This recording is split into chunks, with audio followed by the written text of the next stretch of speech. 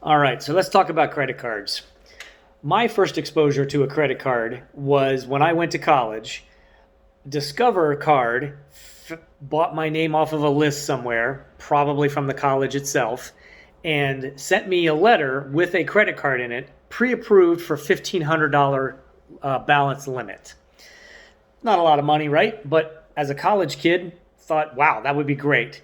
The letter in it said, in case you have an emergency, if you need money while you're away at school, here's a credit card that you can count on in case of emergency. Think about that.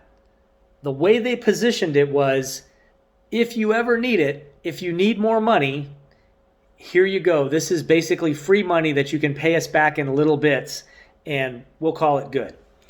So that sounds like a logical approach, right?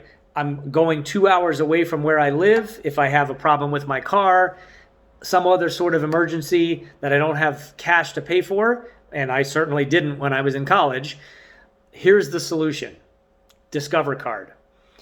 So fast forward a couple of months into my college days, and what was supposed to be kept for emergencies, I'm now using to purchase a case of beer every Friday, and taking the cash that my buddies give me and spending that.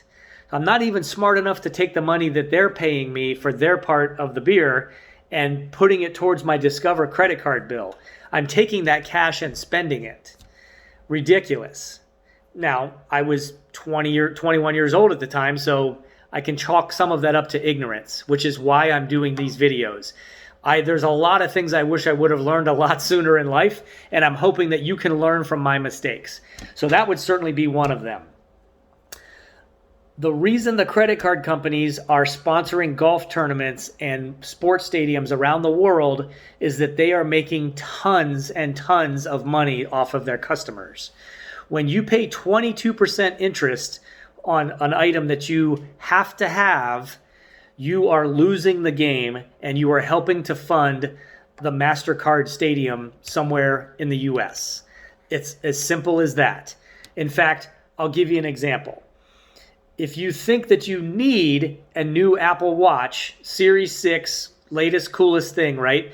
They can be purchased for $429.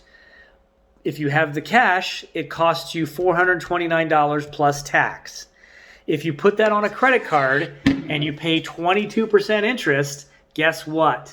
You've paid $523.38 for that same item. You have paid $94.38 in interest fees to have that item that you think you have to have. Going back to my previous video on living below your means, this is the problem. Credit cards make you think that you have more money than you actually do. When you're paying that kind of interest on any kind of item, you are wasting money. Wait until you can pay cash for that and buy it outright. If you can't, you cannot afford it. Period. End of story. Go drive for Uber on the weekends. Go pick up a part-time bartending job, whatever. But until you can pay cash for stuff like that, you can't afford it. If you can get that through your head now, you will be winning the game way ahead of everybody else. One of the fastest ways to attain wealth in life is to avoid debt. And the traps that are set for you, especially early in life, to get you in the habit of using credit cards are absolutely working against you in the short term and certainly in the long run. Avoid those traps. Either make more money by working another job or wait to make that purchase until you can do it in cash. Trust me, you will be much better off for it.